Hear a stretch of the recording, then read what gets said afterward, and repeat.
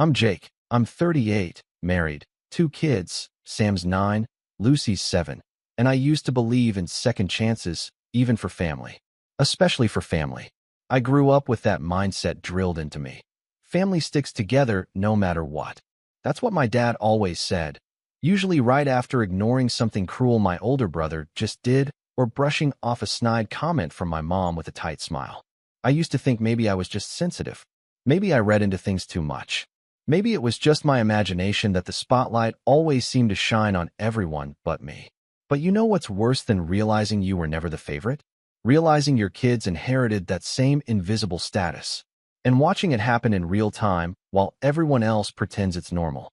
It started slow, these things always do. Like that first winter scratch in your throat that doesn't quite go away. You feel it, but you shrug it off. Too small to make a fuss over. That's how it was with my parents and my kids. A missed birthday here, a forgotten school recital there. Little things. Things you tell yourself aren't worth bringing up because it'll just cause drama, and God forbid anyone ruin the group chat harmony. I'm the youngest of 3. My brother Mark is 41, successful dentist, lives 20 minutes from our parents with his wife and their twins. My sister, Rachel, is 36, an Instagram mom of 3 with a curated feed and a chaotic reality no one's allowed to talk about. I live a bit farther out, an hour drive, but I've always made the effort. We show up. Birthdays, holidays, anniversaries, cookouts. You name it, we're there. My wife, Emily, is quieter, observant. She sees things I try not to. Did you notice Lucy was the only one who didn't get a cupcake? She asked once after Rachel's youngest birthday party. I'd missed it. Thought Lucy just didn't want one. Or the time Sam was so excited to show Grandpa his science fair trophy, and my dad barely looked up from the football game before saying, "That's nice, buddy. Go put it in the other room." I laughed it off. Told Sam Grandpa was just distracted. I kept patching over the little moments like drywall over water damage, until the wall finally buckled. December was always chaotic. Our family does a big New Year's Eve bash, my mom's idea, because Christmas is too crowded and everyone's always too busy. That party has been tradition since before I had kids. It's the kind where everyone's dressed up, the kitchen is overflowing, and the champagne flows like a Pinterest dream. My parents go all out. There's music, catering, matching napkins, and speeches. Always speeches. Someone says something about the year behind us, and someone else toasts to a brighter future. This year, we showed up around 6. Emily in a dark green dress.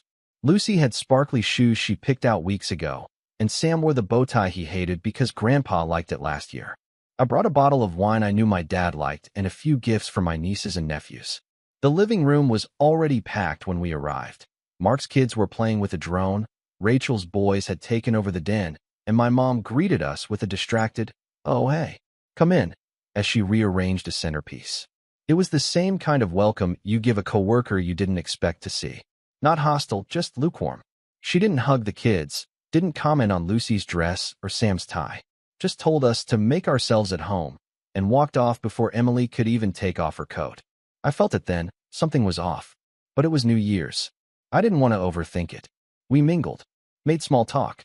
I helped Dad carry in a tray from the garage and tried to talk about football, but he kept checking his watch. Later, I saw Rachel pull Mom aside and whisper something, both of them glancing our way.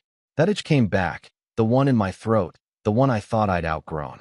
Around 9:30, Mom tapped a fork to her glass and called for everyone to gather in the living room. Okay, everyone, just a quick moment," she chirped. "We have a little surprise for the grandkids who made us extra proud this year." I stood near the back with Emily and the kids, smiling, expecting some generic praise or maybe even a little something for everyone. That's how it always was. But then she pulled out a box. A sleek silver box with small wrapped presents inside. And she started calling names. To Ellie for getting straight A's. Applause. To Mason for learning to swim. Applause. To Grace and Caleb for helping their mommy with the new baby. More claps. Rachel beamed, phone out, filming. To Tyler for joining the soccer league. Another gift handed off. The room was warm with smiles, laughter, proud gasps. And then the box was closed. Lid snapped shut. Applause ended. That was it. No mention of Sam. No mention of Lucy. Not a word. Sam blinked fast, eyes searching. Lucy tugged on my sleeve. Daddy, did Grandma forget us? Emily reached for my hand. Her grip was steel. I swallowed and said, maybe she's saving ours for midnight. But I knew better. Everyone laughed it off. So cute, someone said. What a fun idea, someone else chimed in. Mark's wife handed out napkins for the cake. I stood there frozen, like my own presence was a joke I hadn't caught the punchline of yet. Emily didn't say a word. She just knelt down, fixed Lucy's headband, and hugged her. I followed her lead, wrapped my arms around Sam, and said nothing. No confrontation. No scene. Just a silent exit. We left before midnight. No fanfare. No goodbye. Just slipped out the door with the weight of silence in our chests. The next morning, I woke up early. Made pancakes for the kids, let them sleep in, tucked their gifts from us under their pillows. Emily sat beside me on the couch with her coffee, staring out the window. Neither of us said anything for a long time. At 9:12 a.m., I picked up my phone. No text from family. No "where'd you go?" or "Happy New Year." I opened the group chat. Me, Mark, Rachel, Mom, Dad, and Emily. Typed slowly. Deleted. Typed again. Then I sent it. Hope you enjoyed the celebration. We won't be attending another. And I turned off notifications. That should have been it. But when you set a boundary in a family that feeds off control, they don't let it go that easy. What followed was a spiral of manipulation, guilt-tripping, and gaslighting I didn't see coming. Not like this. The fallout didn't hit right away. That's the thing with families like mine. Everything simmers just beneath the surface. No one ever says what they really mean. They just send passive-aggressive texts, talk behind your back, or worse, pretend nothing happened at all. The group chat went silent after my message. For about a week. No one responded. Not even a thumbs up. No follow-up from Mom. No check-in from Mark. Not even a snide comment from Rachel, which was unusual in itself. I half expected my dad to call, say something dismissive like, "Don't be dramatic," but nothing came. And in that silence, I started to wonder, had they already decided I didn't matter? Had they already written us off? Emily didn't say much about it. She let me process. She gave me space. But I could tell it was eating at her too. She started keeping her phone face down, muting notifications, sighing a little longer when one of the kids asked, "Are we going to Grandma's house soon?" I didn't know what to tell them. I just said, "Not this week," and tried to change the subject. Then the texts started trickling in. Not from my parents, but from the outer orbit, my Aunt Janice, who always played peacekeeper. "Hey honey, just wanted to say I'm sorry about what happened on New Year's. Your mom didn't mean anything by it." That was her version of an olive branch. No ownership. Just a soft brushstroke of "let's move on." I didn't respond. Then Rachel posted a photo on Instagram. It was her kids opening presents at my parents' house. The caption read, "Late Christmas with Grandma and Grandpa. Thankful for a family that shows up." I stared at that post for a long time. I wasn't tagged. Emily wasn't tagged. Sam and Lucy weren't in the background. It was like we'd been erased. That was when I felt it, something deep in my chest. Not just hurt. Not just disappointment. Something colder. Something heavier. A kind of grief, maybe. The realization that I'd been making excuses for people who didn't think twice about excluding my kids. I showed the post to Emily.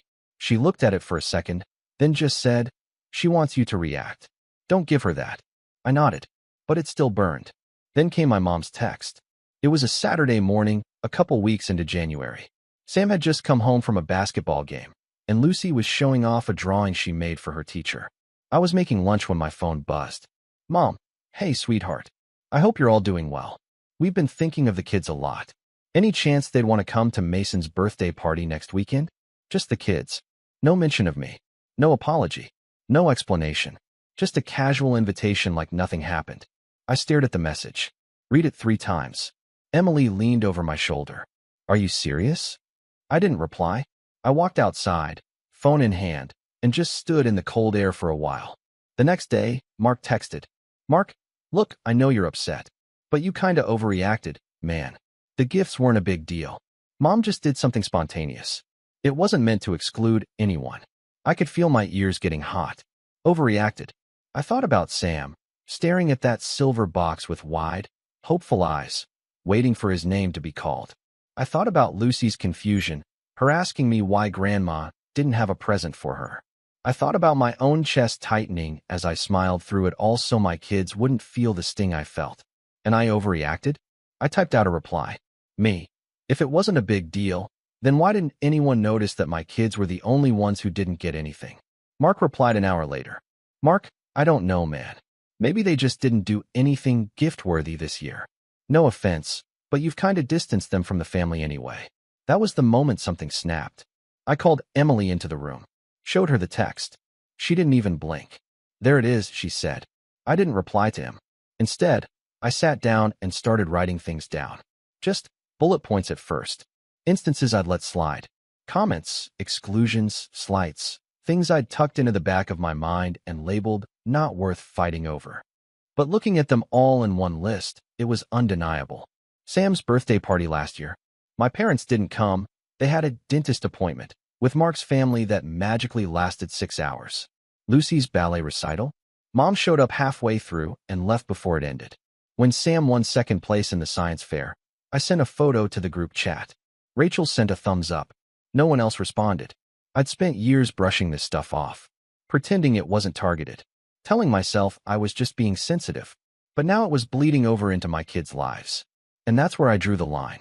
I didn't send the kids to Mason's party. Instead, I took them out that weekend, trampoline park, burgers, movie night. Emily and I made the whole day about them. They didn't even ask about their cousins.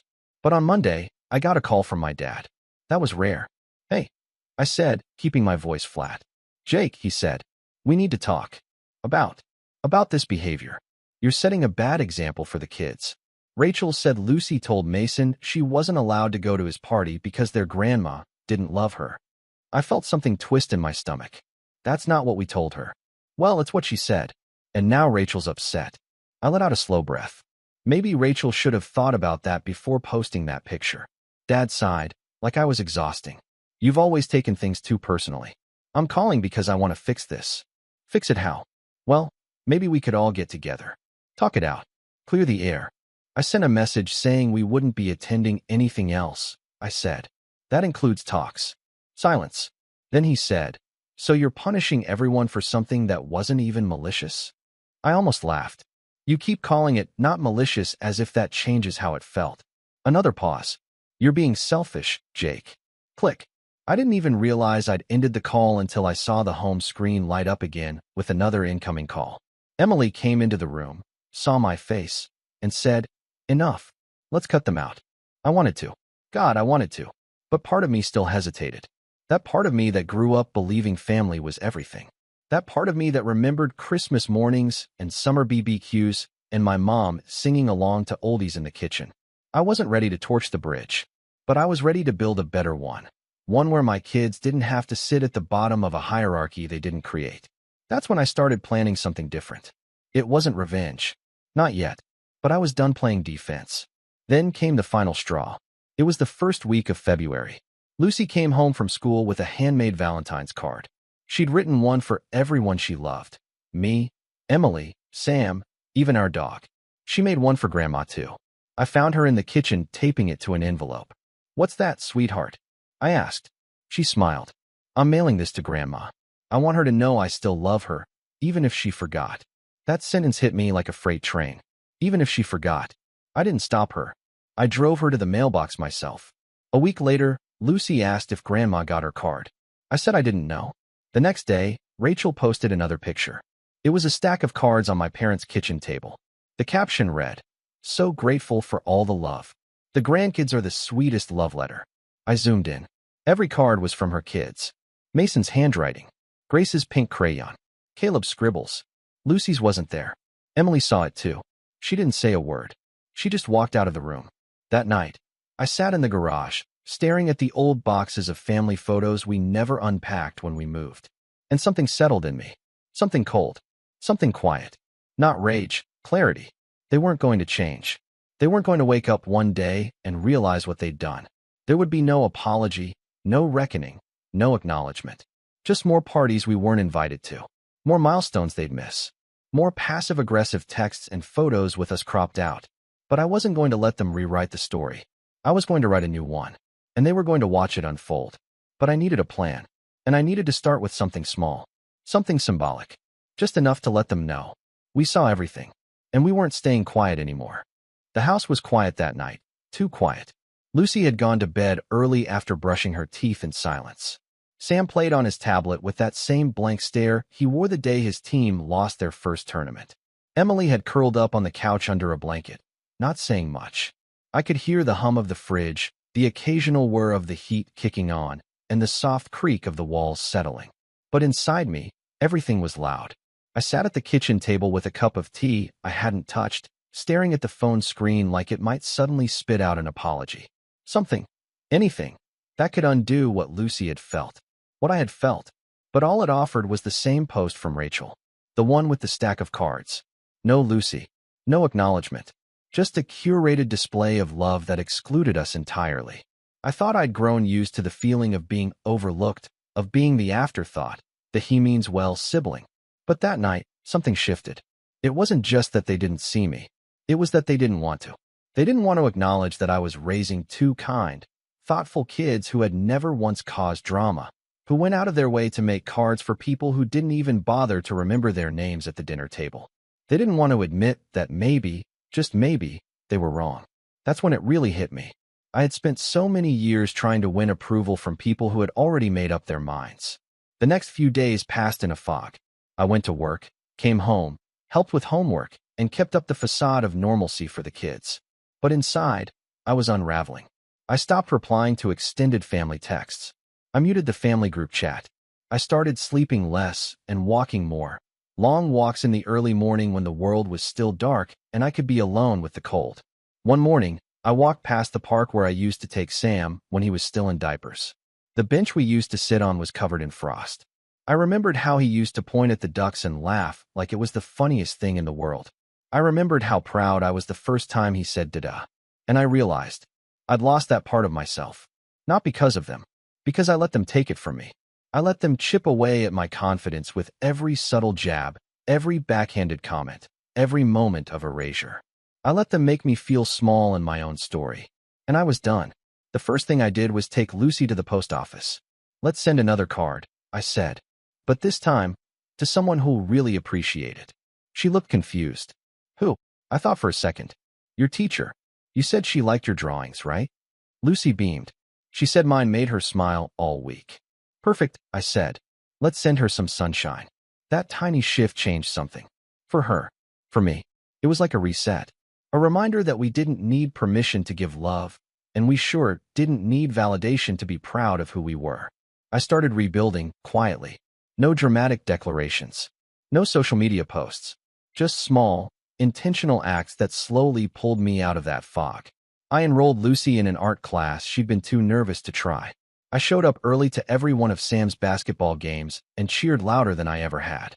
I made pancakes every Saturday and let them pick the toppings, even when that meant rainbow sprinkles and whipped cream for breakfast.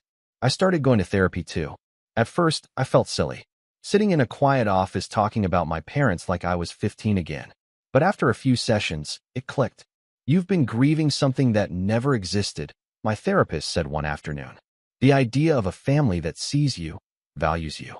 And every time they prove that idea wrong, it reopens the wound." I sat with that for a long time.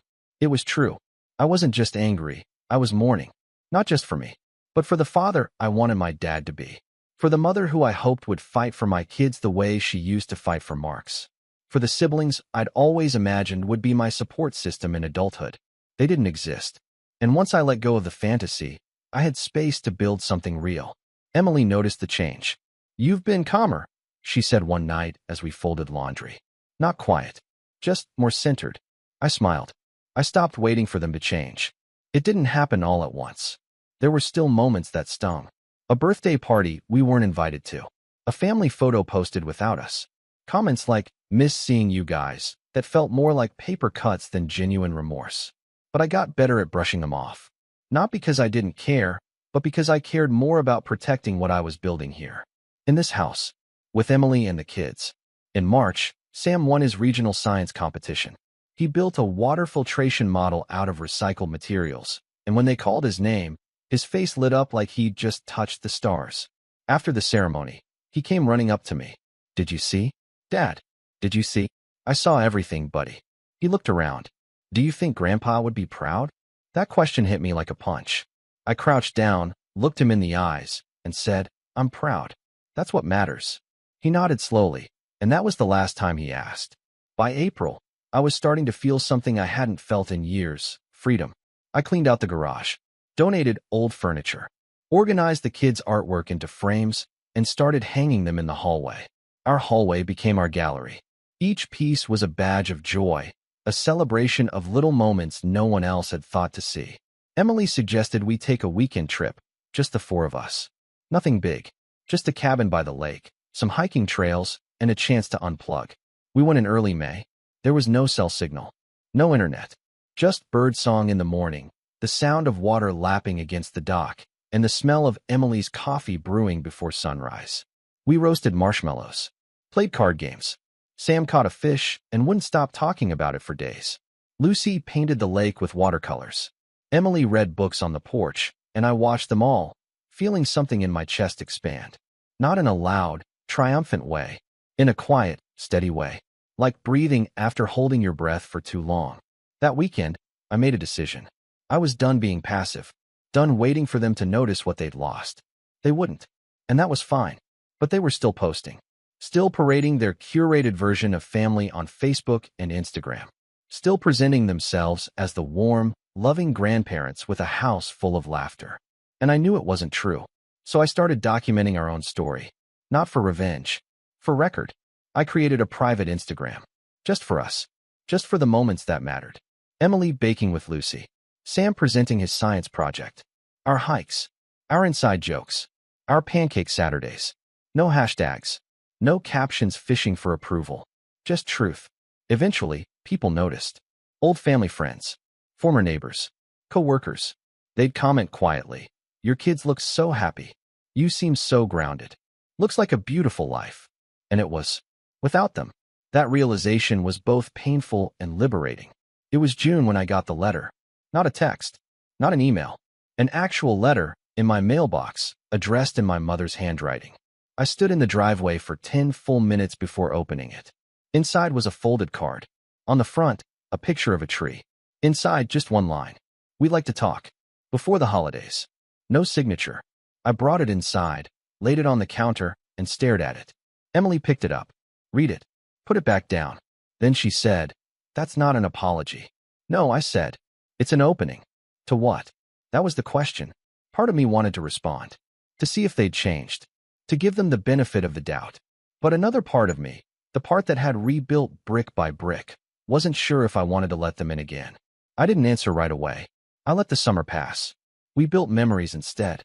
And quietly, behind the scenes, I started planning something bigger, something they wouldn't see coming, something that wasn't about proving a point, but about setting one in stone. Because while I had found peace, they hadn't seen the cost of their choices. Not yet, but they would. The letter stayed on the kitchen counter for 3 days. By the time I finally picked it up again, the edges had curled slightly, absorbing the weight of our silence. I stared at the words, "We'd like to talk. Before the holidays," as if there might be something I missed, some hint of regret hidden between the lines. But no, it wasn't an apology. It was a preemptive move, a warning shot disguised as diplomacy. And the timing wasn't random. Summer was ending, and the holidays were inching closer. Thanksgiving, Christmas, New Year's, all the days that were once ours before they slowly stopped including us. I didn't tell Emily right away what I decided. I wasn't even sure it was a decision yet. But something had started to take shape in my mind. Not an outburst, not a confrontation, something quieter, smarter, something they wouldn't see coming. Because here's what I'd learned. They never see it coming when the scapegoat stops playing along. I started with the will. Not mine, theirs. See, a few years back, before everything fractured, my dad had insisted on making things official. He invited all 3 of us kids over one weekend, me, Mark, and Rachel, to talk about estate planning. It was a formal conversation over wine and cheese about what would happen to the house, the business shares, the lake property. At the time, I didn't care. I was uncomfortable just being in the same room while they divvied up assets that weren't even cold yet. But what I remembered, what stuck, was that Mark had insisted on being the executor. And Dad, of course, agreed. Rachel nodded along like it was all fair and reasonable. And me? I nodded too, even though I felt something gnawing in my gut. That night, Mark said to me in the kitchen, "It's just logistics, Jake. You're the furthest away anyway. As if that explained everything. But now, with the letter on the table and silence still humming in the group chat, I realized I needed to know more. Not out of greed, out of strategy. So I made a call. Not to my parents. To Eli. Eli and I had been roommates in college. He became an estate lawyer. We hadn't talked in years, but we were still connected on LinkedIn, and I knew he'd kept his practice small and private, just the way I needed it. When I told him I needed some guidance on family planning, he didn't hesitate. We met for lunch the next day. Over sandwiches and coffee, I explained everything. Not just the recent drama, but the years of subtle exclusion. The birthday parties. The favoritism. The final straw with Lucy's Valentine. Eli didn't interrupt much. Just listened and nodded, eyes sharp. When I finished, he leaned back and said, "So what do you want to do? Cut ties?" I shook my head. "No. I want to protect what's mine. And I want to be ready." He nodded. "All right. Then we start with your assets. Your will. Your trusts. Because if they ever come knocking, especially if your parents pass and Mark's in charge, you need everything airtight. I can also request a public record search. If they filed a will, it might be accessible, depending on how they structured it." 2 days later, Eli called me back. "They've got a trust set up, standard stuff. The house, the accounts, the property. Mark's the executor. Rachel's the secondary. You're mentioned, but not equally." I exhaled slowly. "Figures. Want to know what stood out?" "Sure. They've already transferred partial ownership of the lake property to Mark and Rachel. It's a quitclaim deed, filed last year." My stomach dropped. The lake property. The one my grandfather built. The one we all used to visit as kids. The one my father promised, years ago, would be shared equally. "This land belongs to the whole family," he'd said. Turns out, whole family meant something different to him. I didn't tell Emily right away. I needed time to think. Instead, I started laying the groundwork. Step 1, tighten my circle. I told Emily everything a few nights later after the kids went to bed. She didn't even blink. Just nodded and said, "We protect our kids. Period." Then I called my cousin Ben. Ben was the family outlier, like me. Grew up being compared to Mark and Rachel. The difference was, he stopped attending family functions 5 years ago after a fight over money and never looked back. We reconnected after I saw him liking one of our family photos on Instagram. When I told him what had happened over the holidays, he said, "Jake, I cut them out for a reason. You're just late to the party." "Yeah," I muttered. "But I want to do more than walk away." Ben chuckled. "You want to flip the script?" Exactly. Ben was in tech now, ran a media agency that specialized in brand image, digital storytelling, and reputation management. He'd built his own following by exposing fake family influencers, calling out curated toxicity with receipts. "You've got 2 things going for you," he said. 1, truth. 2, a documented history. You've kept everything. Photos, messages, proof. Most people don't have that. So what do I do with it? Ben leaned in. "You tell your story, but not yet. Not loudly. First, you show the people who matter that your life is better without them. That you're not bitter, you're thriving." That's when it clicked. I wasn't going to argue with them. I wasn't going to confront them. I was going to erase them back. Slowly, quietly. Step 2, reclaim the legacy. I'd spent my whole life letting them control the narrative. The Jake's just different narrative. The Jake keeps his distance excuse. The version of me that fit neatly into their hierarchy. But now, I had something they didn't expect, momentum. I reached out to the local historical society near the lake property. My grandfather, it turns out, had done a lot for the community, volunteered during floods, ran the summer fishing derby for kids, built the first dock with his own hands. They had records, photos, newspaper clippings. I asked if I could contribute. By the end of the week, I was helping them create a legacy wall dedicated to my grandfather's contributions. And on that wall, I made sure there was a photo of me, age 10, holding a fish with Grandpa, standing right on that dock. It was small, but it was mine. Step 3, go quiet. I didn't respond to the letter. Didn't reply to the follow-up text Rachel sent in October. "Are you guys coming to Thanksgiving? Mom's making your favorite stuffing." I didn't block them. I just became untraceable. No updates. No responses. No access. I turned our private Instagram into a newsletter instead. The 4 of us became a monthly email I sent to a curated list of real friends, Emily's parents, a few of the kids' teachers. I shared stories, Sam's science updates, Lucy's art projects, our lake weekend memories, Emily's herb garden progress.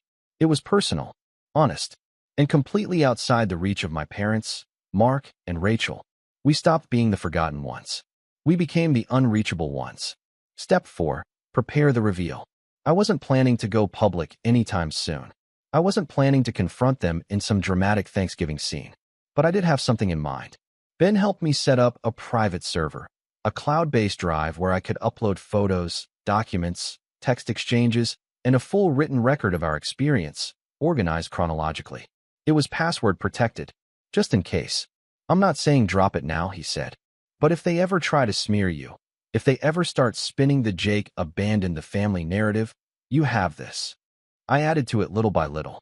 The photo of Lucy's handmade card, screenshots of ignored texts, video clips of Sam's award ceremony, unclicked in the group chat, Rachel's Instagram captions, Dad's voicemail, the estate record showing the transfer of the lake house. All of it, quietly, carefully documented. Not to share yet, but to keep. For the moment they pushed too far. And something told me they would. The final step was the clean break. In early November, I wrote a letter. Not to them. To myself. I wrote everything I wanted to say, but never would. I poured it all out.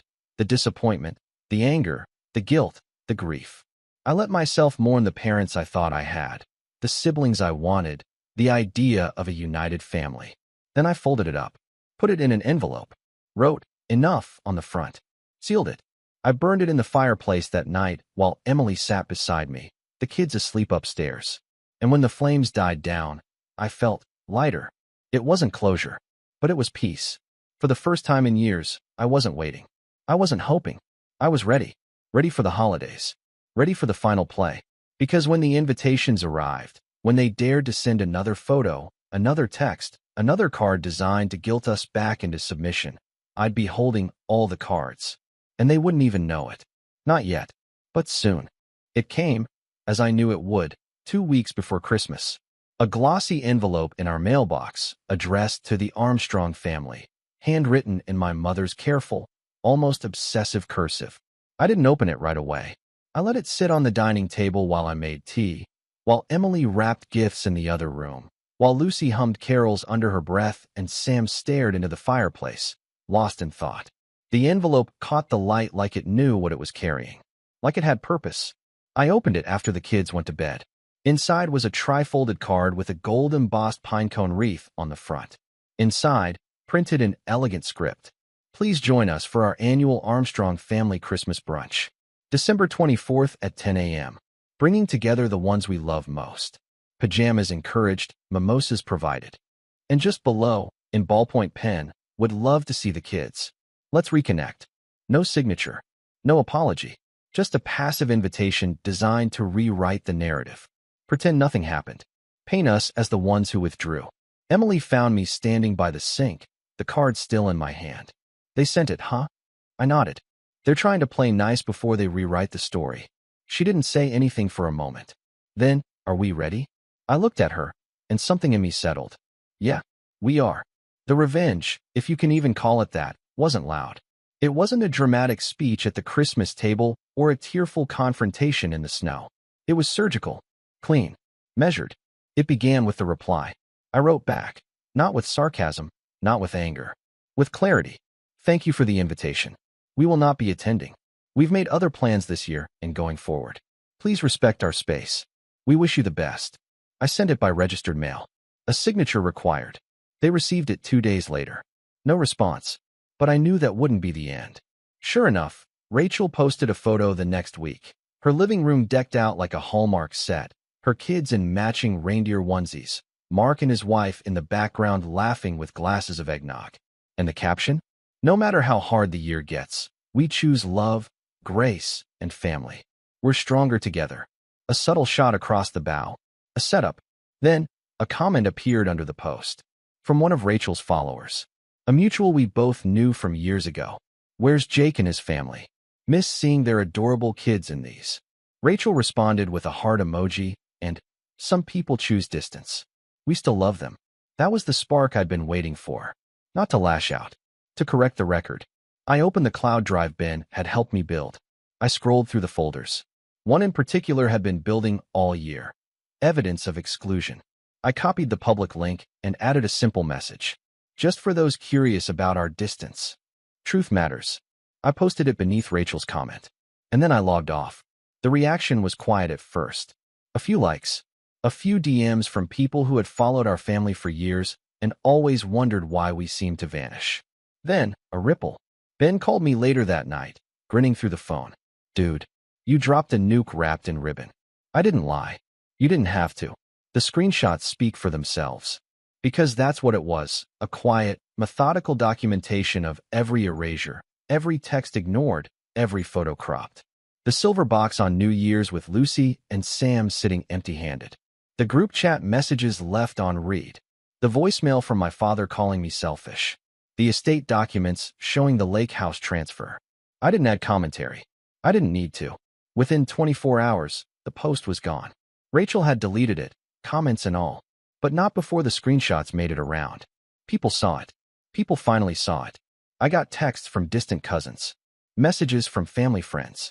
Even an email from a former neighbor who'd once asked if we were okay, but never followed up. I had no idea. Your kids didn't deserve that. Thank you for sharing the truth. I always wondered why you stopped showing up. Now I understand. It wasn't about dragging them through the mud. It was about reclaiming the story. They weren't the victims. They were the architects. And now, the narrative was out of their hands. But I didn't stop there. Remember the Historical Society project? I made a second submission. An essay, titled Legacy and Loss, a Grandson's Reflection on Inheritance and Integrity. It was about my grandfather, about the dock he built and the way he welcomed all of us grandkids equally, about the quiet integrity he carried that seemed to vanish with the next generation. I didn't name names. I didn't point fingers. But I told the truth. The essay was published in their winter newsletter, shared across the town's mailing list, framed in the welcome center by the lake, just beneath that same photo of me and Grandpa holding the fish. My father saw it. I know he did. He didn't call. He sent a single email. I wish you hadn't done that. Some things are meant to stay private. I stared at it for a long time. Then I replied, respect is earned. Silence is not love. No answer. Christmas morning came. Snow fell in soft sheets. The kids woke up late. Older now, less frantic, but still wide-eyed when they saw the presents. Emily made cinnamon rolls from scratch. We played board games, watched movies, opened gifts with no rush. No anxiety, no false smiles. It was just us. The four of us. The Armstrongs they forgot. The Armstrongs they underestimated. Sam gave me a hug before bed and said, "This was the best Christmas ever." Lucy added, "I didn't miss anything." I smiled. Me neither. The fallout? Predictable. The group chat eventually burst to life with carefully worded outrage. Mark sent a message. What you did was cruel. You aired private family matters. Rachel chimed in. You humiliated Mom. She's been crying for days. Mom herself wrote a separate message. You broke my heart, Jake. I was trying to fix things. And Dad? He didn't message. He called. I didn't answer. I sent a photo instead. It was Lucy's Valentine's card, the one they never acknowledged. Underneath, I added a caption. This was your moment to fix things. You chose to ignore it. We chose not to be ignored anymore. I left the group chat after that. Deleted it from my phone. Blocked the numbers. I wasn't angry. I wasn't vindictive. I was done. Ben told me later, you didn't just win. You rewrote the ending. And maybe that's true. But to me, it didn't feel like winning. It felt like healing. It felt like carving out space in the world where my children never had to question their worth, where they never had to shrink themselves to fit someone else's comfort, where love wasn't conditional, where family meant belonging. And that was worth everything. As I tucked Lucy in that night, she asked, will we ever go back to Grandma's? I kissed her forehead. No, sweetie. We don't go where we're not celebrated. She smiled sleepily. Good. Then she rolled over and fell asleep in peace. So did I, for the first time in years. And in that silence, I understood something my parents never did. Sometimes, the real inheritance isn't land or money. It's the freedom to walk away and the power to never look back.